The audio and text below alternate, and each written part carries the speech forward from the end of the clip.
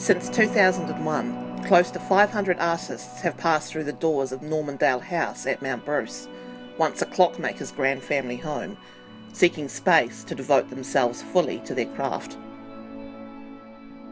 To mark 15 years since New Zealand Pacific Studio, an international artist residency centre, opened at the old homestead, a slice of life at Normandell is on show at Aratoi. An exhibition featuring 100 of the studio's past and current residents opened early this month, with everything from visual art to the written word to musical and film installations on display.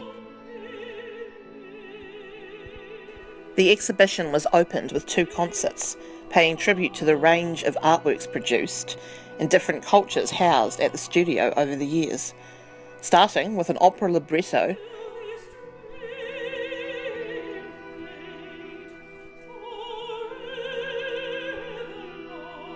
and also featuring Appalachian folk music, reggae, short stories and multilingual poetry.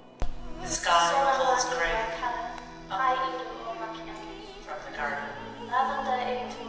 It turns the agriculture's pink to lavender. The exhibition is called Art is a Living Thing, and it's titled that to kind of reinforce that art has many different facets and many different media, from painting, photography, music and dance and animation, video artists. That's one of the beauties of New Zealand Pacific Studio, really, is that it's open to everybody, where a lot of residency centers in New Zealand or elsewhere in the world really focus on either writers or only visual artists, and it's only open during the summer, or it's only open in this 3-week period and such. But we're open year-round.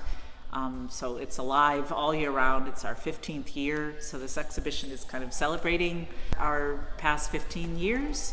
And so the artists here in the gallery, we have art from each of the 15 years that we've been open, and just by chance there are 15 countries represented.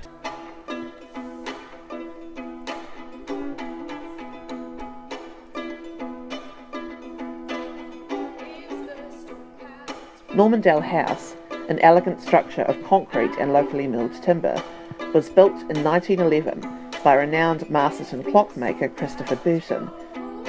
In 2001, the house was purchased and restored by writer and historian Dr. Kay Flavelle, who envisioned an international artistic residence to help create positive multicultural communities.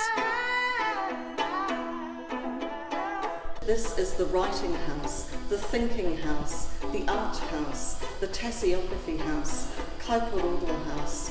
And it's just really a place where you don't only work on your own work, but because you're living together with a few other people at any one time, you hear what they're doing and their approaches to their work, and it's just almost always has this kind of beautiful synergy among everyone, and you're finding the connects, and you're talking about your struggles as an artist or as a person to be working on your projects.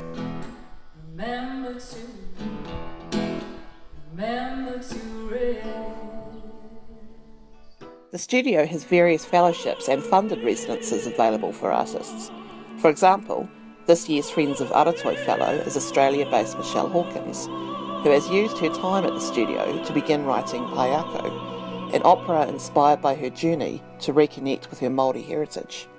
An excerpt from Paiako was performed at the exhibition opening by Michelle's daughter and son-in-law, Holly and Zach Winterwood, and narrated by Victoria Ross.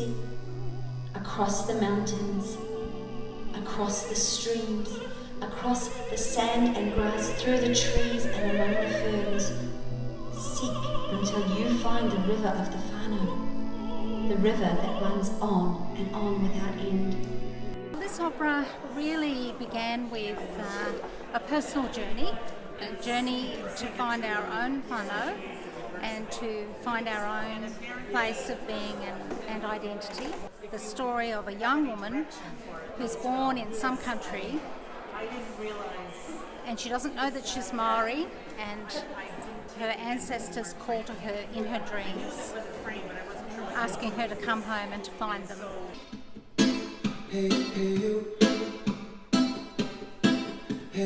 Michelle's fellow writers and musos say the beauty of NZPS and the Wairarapa area is a muse in itself. I was being surprised by all these different experiences. I was taking myself on walks to Mount Bruce Pukaha, the bird sanctuary. I chopped firewood for the first time in my life and didn't lose a limb. And Madeline and I went for a drive to the Norwegian church in Morrisville, and it was beautiful and it was sunny and the sky was blue and it was a really magical day. And I went home and went back to the studio, to the mason room, and I wrote what ended up being the guts of this short story. Art is a Living Thing will be on display at Aratoi until January the 15th and will close with another weekend of performances. The white butterfly on the arrow catches my eye, flutters, lands again, opens and closes its wings, and is gone. This is Erin Kavanagh Hall, reporting for Newsnet.live, Wairarapa.